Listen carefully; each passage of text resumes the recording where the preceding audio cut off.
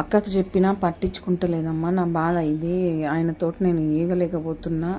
Every Saturday morning మా అక్క వస్తుంది ఇంటికి. సాటర్డే నైట్ వస్తాడు. సండే ఇక్కడనే ఉంటారు మొగుడు పెళ్ళము ఉండి. సండే మొత్తం సతాయించుడు, సాటర్డే నైట్ అంతా సతాయించుడు. వాళ్ళు ఇంటికి వచ్చిందంటే నాకు నిద్రలేని రాత్రులు గడిపి ఎంతో అవసరపడ్డా.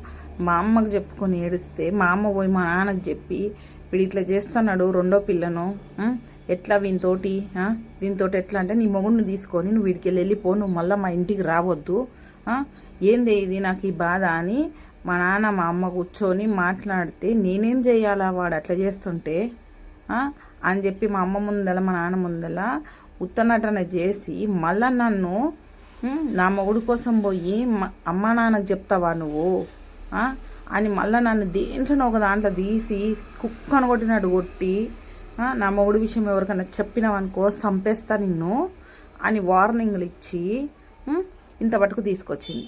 మళ్ళీ మా అమ్మకి ఇట్లా మా అమ్మ వచ్చి కొడుతుంటే వచ్చి ఇట్లా ఏందే నువ్వు ఇట్లా చేస్తున్నావు అంటే మా నాన్న అంత లోపలనే మేము ప్రెగ్నెంట్ అయింది. ఆ 2-3 నెలలనే ప్రెగ్నెంట్ అయింది. ప్రెగ్నెంట్ అయితే ఇప్పుడు కడుపుతోటి ఉంది కదా, ఇప్పుడు కడుపుతోటి ఉంది, ఆడపిల్ల పుడుతుందో మగపిల్లోడు పుడతాడో కానిపోయినాక మాట్లాడదామంటే ఆ 9 నెలలు ఇది కడుపుతోటి ఉన్నప్పుడు, మా అక్కది కడుపుతోటి ఉన్నప్పుడు ఆ 9 నెలలు నేను పడ్డ నరకము నా జీవితంలో మర్చిపోలేని నరకం. అది అంత నరకం పెట్టింది. మొగుడుతో నరకం పెట్టించింది. 1 గంట రాత్రి నాకు నిద్రలు లేవు. నేను పడుకున్న దాన్ని ఫోటోలు తీయడము, నిద్రలో మనిషి ఎట్లా పడుకుంటుందో తెలియదు అట్లాంటి దాన్ని, నిద్రలు ఉన్నదాన్ని మా బావగాడు నిద్రలో ఉన్నదాన్ని ఫోటోలు తీసి ఆ ఫోటోలు పొద్దుగల చూపించి ఇవన్నీ వాళ్ళకి చూపిస్తా వీళ్ళకి చూపిస్తా అని చెప్పడము అసహ్యంగా చేసిర్రు కొంపల నన్ను. ఇది నా